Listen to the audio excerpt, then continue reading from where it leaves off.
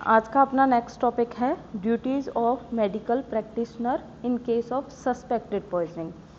तो इस टॉपिक को आप थोड़ा अच्छे से समझिएगा और बहुत इजी टॉपिक है, आपको ऐसे अभी के अभी याद हो जाएगा। जो भी मैं बोलूँगी आपको सारा याद हो जाएगा, कोई दिक्कत नहीं आएगी, बहुत इजी टॉपिक है। ठीक है, अगर आवाज़ कट हो मेरी तो बता देना मुझे।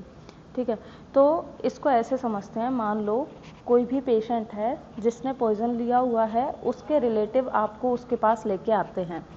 तो आप डॉक्टर हो, आपकी ड्यूटी है कि आपको उस पेशेंट को ठीक करना है, उसको मरने से बचाना है।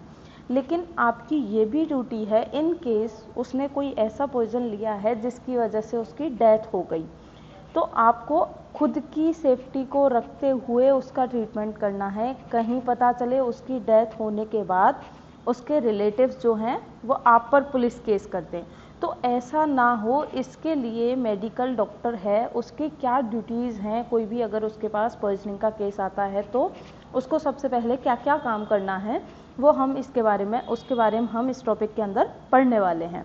तो क्या है इसके अंदर, किसी का माइक ऑन है, ऑफ कर लीजिए प्लीज़।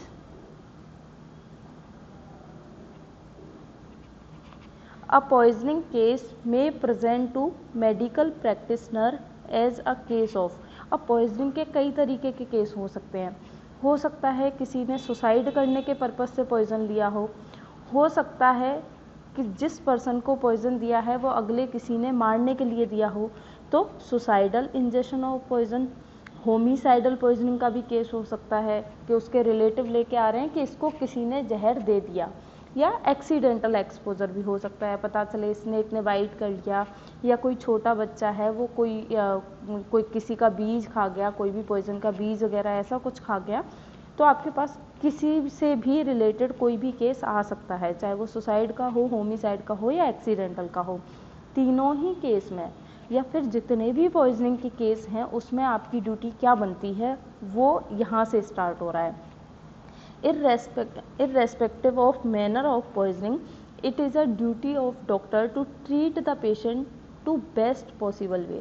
तो सबसे पहले अपनी ड्यूटी क्या है, सबसे पहले अपनी ड्यूटी है, जैसे कल हमने उसका जो जनरल ट्रीटमेंट का जो भी पढ़ा था, हमने 6 स्टेप पढ़े थे, रिसक्सिटेशन है, अनएब्जॉर्ब को बाहर निकालना, एंटीडोट देना।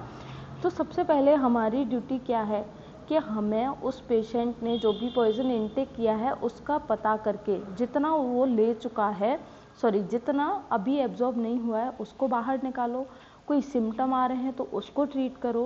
कहने का मतलब है कि हमें उस पेशेंट को मरने से बचाना है। सबसे पहली ड्यूटी हमारी यही है कि हमें उसकी डेथ नहीं होने देनी है। ठीक है, तो उसके लिए हमसे जो भी बन पड़ेगा, जितना बेस्ट से बेस्ट जो भी ट्रीटमेंट हमें करना पड़ेगा वो हमें सारा करना पड़ेगा।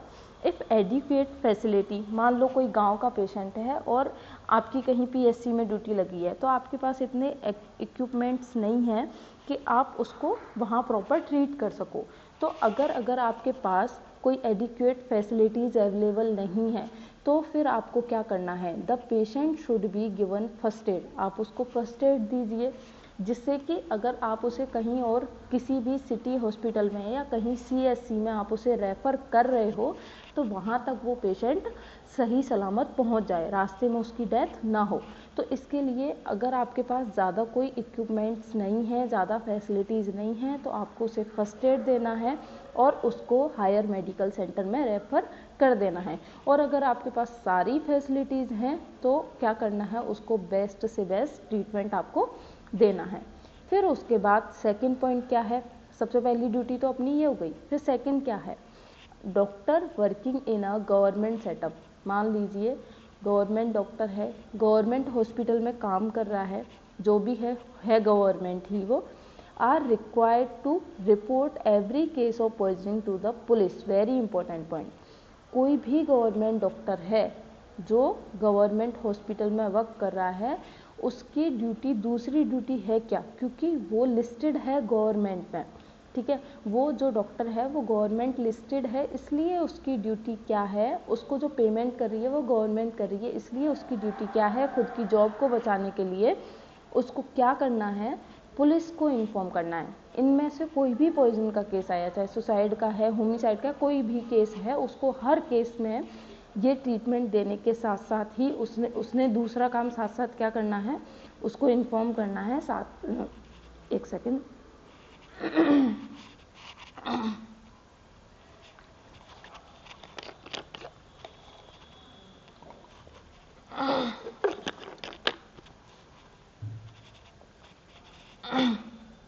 तो उसको क्या करना है, उसको पुलिस को इन्फॉर्म करना है, उसको पुलिस को कॉल करके बताना पड़ेगा कि मेरे पास ऐसे ऐसे, चाहे सुसाइड का केस है, जो भी केस उसके पास आया है, तो उसको बताना है कि मेरे पास एक पॉइजनिंग का केस आया है।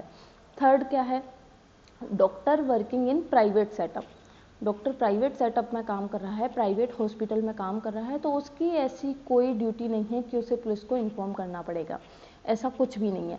लेकिन वो केवल दो में छूट मिलती है उसको, अगर सुसाइडल है और एक्सीडेंटल है तो उसको पुलिस को इन्फॉर्म नहीं करना, लेकिन होमिसाइडल पॉइजनिंग के केस में उसको पुलिस को इन्फॉर्म करना पड़ेगा। पढ़ते हैं थर्ड पॉइंट क्या लिखा है, doctor working in private setup are not under legal obligation to inform police of accidental और सुसाइडल पॉइजनिंग। तो ये पॉइंट आपको याद रखना है कि जो भी डॉक्टर है वो किसी प्राइवेट सेक्टर में काम कर रहा है, तो वहाँ अगर उसके पास एक्सीडेंटल पॉइजनिंग या सुसाइडल पॉइजनिंग का केस आता है तो वो उसकी मर्जी है, वो इन्फॉर्म करना चाहे तो कर सकता है, लेकिन वो ऑब्लिगेट नहीं है, वो बाध्य नहीं है कि उसको इन्फॉर्म करना ही पड़ेगा। लेकिन जो गवर्नमेंट डॉक्टर है या गवर्नमेंट सेटअप में काम कर रहा है उसको तो चाहे कोई सा भी पॉइजनिंग का केस हो उसको इन्फॉर्म करना पड़ेगा। लेकिन ये प्राइवेट वाले के लिए और बात क्या लिखी हुई है, doctor is bound under section 39 of CRPC। ये हम डिटेल में पढ़ेंगे फोरेंसिक के अंदर, यहाँ मैं ज़्यादा टाइम नहीं लूँगी, केवल आप यही याद रखिएगा कि जो सेक्शन 39 ऑफ CRPC है उसमें क्या है, उसको पुलिस को इन्फॉर्म करना पड़ेगा प्राइवेट सेक्टर के डॉक्टर को भी, अगर उसके पास होमिसाइडल पॉइजनिंग का केस आता है तो। ठीक है, आपको क्लियर होना चाहिए, गवर्नमेंट सेक्टर के डॉक्टर है उसको तो हर चीज़ में इन्फॉर्म करना है पॉइजनिंग के केस में, और जो प्राइवेट सेक्टर वाला है उसको होमिसाइडल पॉइजनिंग के केस में उसको इन्फॉर्म करना पड़ेगा, किसके अंडर, सेक्शन 39 जो है CRPC सेक्शन के अंडर उसको इन्फॉर्म करना पड़ेगा। फोर्थ पॉइंट क्या है, if police require information regarding poisoning case cause that doctor is summoned by investigation officer.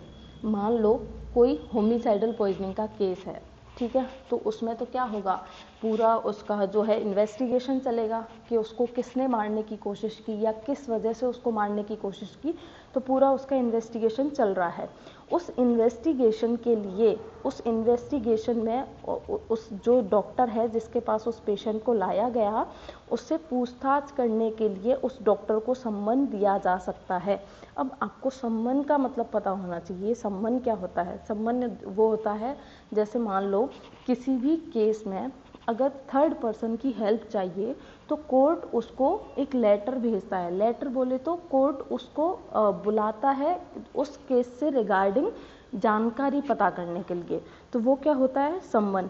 इसका भी वहाँ डिटेल में डेफिनेशन है, अभी आप इतना याद रखिए। सम्मन क्या होता है, सम्मन होता है कोर्ट का ऑर्डर, जिसमें कोर्ट ऑर्डर देता है किसी भी पर्सन को उस केस से रिलेटेड इंफॉर्मेशन पूछने के लिए कोर्ट में बुलाए जाने के लिए उसको ऑर्डर दिया जाता है। तो पुलिस है वो अगर उसको इन्फॉर्मेशन चाहिए उस केस से रिगार्डिंग, तो वो डॉक्टर को कोर्ट से सम्मन दिला सकती है और डॉक्टर से पूछताछ कर सकती है। ठीक है, then doctor is under obligation, फिर डॉक्टर बाध्य है, उसको जवाब देना पड़ेगा उस केस से रिलेटेड, उसको जितना भी उसने इन्वेस्टिगेशन किया, अगर उसकी डेथ हो गई है पोस्टमार्टम करके उसने जो भी पता किया है, तो उस डॉक्टर को हर जवाब उसे देने पड़ेंगे अगर उसको सम्मन दिया गया है तो। Then doctor is under obligation to give all information regarding the case under section 175 CRPC। आप कोशिश कीजिए कि आप ये सेक्शन है अभी से याद करते चलिए, एग्जाम में पूछे जाते हैं, हालांकि ये सेक्शन नहीं पूछे जाते, जो इम्पोर्टेंट हैं वो आगे आएंगे, लेकिन फिर भी कोशिश कीजिए कि आप अभी से याद इनको करते चलें। ठीक है, तो ये फोर्थ पॉइंट आपको क्लियर हो गया होगा, अगर किसी को डाउट है तो पूछ लीजिएगा। क्या है 4th पॉइंट, एक बार फिर से एक्सप्लेन कर देती हूँ कि जो भी पॉइजनिंग या होमिसाइडल जो भी केस है, अगर उसका इन्वेस्टिगेशन चल रहा है और उस केस से रिलेटेड डॉक्टर से अगर कोई इन्फॉर्मेशन चाहिए तो कोर्ट डॉक्टर के लिए सम्मन भेजता है, जिसमें डॉक्टर को उस केस से रिलेटेड सारी इन्फॉर्मेशन देनी पड़ेगी कि पोस्टमार्टम में उसको क्या फाइंड आउट हुआ, किस तरीके से उसकी डेथ की गई थी या क्या पर्पस था, वो पोस्टमार्टम में सब कुछ पता चल जाता है। फिर उसके बाद है 5th पॉइंट। 5th पॉइंट में क्या है, the attending doctor should collect और and preserve evidence suggestive of poisoning. अगर पॉइजनिंग का केस है तो डॉक्टर की ड्यूटी क्या है, उसकी हर एक चीज़ संभाल के रखनी है। क्या क्या संभाल के रखना है, सच एज सॉलिड क्लॉथ्स, उस पेशेंट के सारे, अगर उसकी डेथ हो गई है या नहीं भी हुई है तो उसके कपड़े उसको संभाल के रखने हैं, उसका वॉमिटस कलेक्ट करना है, उसका फीकस कलेक्ट करना है, और अगर गैस्ट्रिक लवाज करा रहा है तो जो स्टमक का कंटेंट है वो सारा उसको कलेक्ट करना है। हर चीज़ में हर चीज़ उसको कलेक्ट करनी है, क्योंकि हर एक चीज़ अपना एक अलग एविडेंस देती है। ये जब हम फॉरेंसिक पढ़ेंगे वहाँ सारा ये आएगा, रेप के केस में या फिर जो सेक्सुअल ऑफेंस है उसके केस में, सब अबॉर्शन वगैरह जो भी केस होते हैं वहाँ पर ये सारे प्रोसीजर फॉलो किए जाते हैं। फिर है 6th पॉइंट। 5th पॉइंट में क्या किया, उसका सारा जो है हमने सामान कलेक्ट कर लिया, क्योंकि हो सकता है एविडेंस के तौर पर उनकी ज़रूरत पड़े या उनसे भी हमें कोई ना कोई इन्फॉर्मेशन मिल सकती है। जैसे कपड़ों से क्या इन्फॉर्मेशन मिल सकती है, कपड़े किस तरीके से फटे हुए हैं उस तरीके से आइडिया लगाया जाता है कि ये रेप का केस है या मर्डर का केस है, तो हर चीज़ से जो है आइडिया लगाया जा सकता है।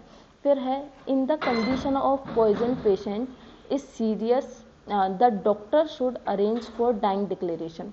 अगर जो भी पर्सन है, जो भी पेशेंट है वो सीरियस कंडीशन में है, उसको सीवियर पॉइजनिंग हुई है, वो सीवियर कंडीशन में हो सकता है कि उसकी डेथ भी हो जाए, तो फिर डॉक्टर को क्या करना है, डाइंग डिक्लेरेशन अरेंज करना है। अब डाइंग डिक्लेरेशन क्या होता है, जैसे कि आपने मूवी वगैरह के अंदर बहुत देखा होगा, क्या होता है कि जो भी पर्सन है अगर उसकी डेथ होने वाली है तो क्या करते हैं कि वहाँ उस एरिया के मजिस्ट्रेट को बुलाया जाता है और एक लॉयर को बुलाया जाता है। उन लॉयर और मजिस्ट्रेट के सामने वो जो मरने वाला पेशेंट है वो अपना सारा स्टेटमेंट देता है कि मेरी डेथ इस वजह से हुई, ऐसे हुई थी, वो अपना सारा फिर हिस्ट्री पूरा बता के जाएगा। वो क्या होता है, डाइंग डिक्लेरेशन। ठीक है, अभी शॉर्ट में समझ लीजिए, फोरेंसिक में इसका बड़ा क्वेश्चन आता है तब वहाँ डिटेल में बात कर लेंगे। ठीक है, तो अगर पेशेंट मरने वाला है, वो बचने की हालत में नहीं है, तो जो है डॉक्टर को अरेंज करना है उसके लिए डाइंग डिक्लेरेशन, जिसके लिए उसको क्या करना पड़ेगा, मजिस्ट्रेट को इन्फॉर्म करना पड़ेगा, उसके लॉयर को बुलाना पड़ेगा और उनके सामने क्या है, वो जो पेशेंट है वो डाइंग डिक्लेरेशन या अपना सारा जो भी है वो सारा उसको बता देगा। और should record if circumstances warrant, और अगर ज़रूरत पड़ रही है, अगर ऐसी सिचुएशन है, होमिसाइड का केस है, ऐसी सिचुएशन है, तो हम उसके स्टेटमेंट को, जो पेशेंट स्टेटमेंट दे रहा है, हम उसको रिकॉर्ड भी करेंगे। तो या तो डाइंग डिक्लेरेशन दिलवा दो या उसको रिकॉर्ड भी करवा दो, ये दोनों काम उसके लिए करने हैं।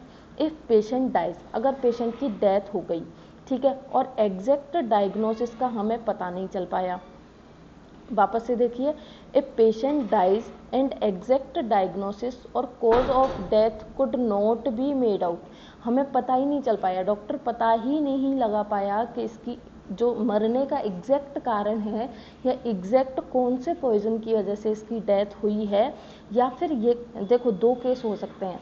एक तो है कि पेशेंट को जब उसके रिलेटिव डॉक्टर के पास लेके आए तो रास्ते में ही उसकी डेथ हो गई, जब वो हॉस्पिटल पहुंचा तब वो मर चुका। पहला केस तो ये हो सकता है कि डॉक्टर के पास पेशेंट जब आया है तो मरा हुआ आया है, या दूसरा केस ये हो सकता है कि वो हॉस्पिटल आ गया, उसका ट्रीटमेंट चालू हो गया, डायग्नोसिस चल रहा है और डायग्नोसिस के बीच में उसकी डेथ हो गई, या फिर डेथ भी नहीं हुई तो डॉक्टर ही एबल नहीं है उस डायग्नोस को फाइंड आउट करने में कि एक्चुअल जो कारण है वो क्या है।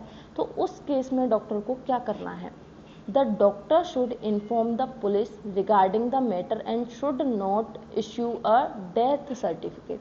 तो अगर ऐसा कोई केस उसके सामने बन रहा है कि पेशेंट मरा हुआ आया है या फिर डायग्नोस नहीं कर पा रहा है, डायग्नोस नहीं हो पा रहा है, तो डॉक्टर को पुलिस को इन्फॉर्म करना है और उसको वहाँ पर उसके लिए डेथ सर्टिफिकेट इश्यू नहीं करना है। ठीक है, याद रखिएगा ये पॉइंट। फिर है 8th नंबर पॉइंट, क्या है? Preservation of record. जो भी हमने लिया है, जो भी पेशेंट की हिस्ट्री है या पेशेंट से रिगार्डिंग जो भी इंफॉर्मेशन है, उसको हमें रिकॉर्ड बना के रखना है आईपीडी में। आईपीडी का अगर पेशेंट है, वो आपके यहाँ एडमिट है, तो क्या करना है? IPD patient recorded should be made and preserve for 3 years. 3 साल तक आपको उसके रिपोर्ट्स, उससे रिलेटेड सारी इंफॉर्मेशन को अपने पास ही स्टोर करना पड़ेगा। क्यों? और अगर उनके रिलेटिव किसी इन्वेस्टिगेशन के लिए या किसी दूसरे पर्पस से आपसे उसके रिपोर्ट्स या कुछ भी मांगते हैं, तो आपको 3 दिन के अंदर या 72 घंटे के अंदर उनको अवेलेबल कराने पड़ेंगे। लेकिन इसमें भी शर्त होती है कि जो रिलेटिव्स हैं उनको पुलिस से जो है बोल के आना पड़ेगा कि हमें उसके रिपोर्ट्स चाहिए या उससे रिलेटेड कोई भी इंफॉर्मेशन चाहिए, तभी हॉस्पिटल जो है इश्यू करेगा।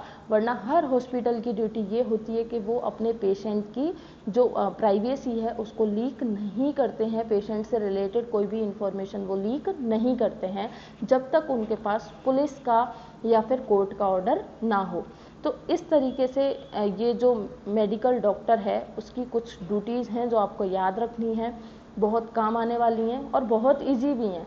3 केस हो सकते हैं, मैं एक बार फिर से रिपीट कर देती हूँ, नहीं सुना हो एक बार फिर से सुन लीजिए। सुसाइडल, होमिसाइडल, एक्सीडेंटल, किसी भी पॉइजनिंग के केस में डॉक्टर की पहले ड्यूटी है कि उसको पेशेंट का सही अच्छे से अच्छा ट्रीटमेंट करना है। अगर उसके पास फैसिलिटीज़ अवेलेबल नहीं है तो उसे कहीं अच्छे मेडिकल सेंटर में उसे रेफ़र करना है फर्स्ट एड ट्रीटमेंट देके। अगर जो डॉक्टर वो गवर्नमेंट है तो उसको कोई भी पॉइजनिंग का केस हो पुलिस को इन्फॉर्म करना है। लेकिन अगर प्राइवेट सेक्टर का डॉक्टर है तो उसको केवल और केवल होमिसाइडल पॉइजनिंग के केस में पुलिस को इन्फॉर्म करना पड़ेगा। अगर जो डॉक्टर है उसकी ज़रूरत पुलिस को या कोर्ट को इन्वेस्टिगेशन के लिए पड़ती है और अगर डॉक्टर को सम्मन दिया जाता है तो डॉक्टर ऑब्लिगेट है उसको उस केस से रिलेटेड सारी इन्फॉर्मेशन देनी पड़ेगी। फिर उसके पास जो उस पर्सन की पॉइजनिंग से रिलेटेड जो भी उसका मटेरियल है, चाहे वो कपड़े हैं, वोमिटस है, फीकस है, वो सारा उसको प्रिजर्व करके रखना है।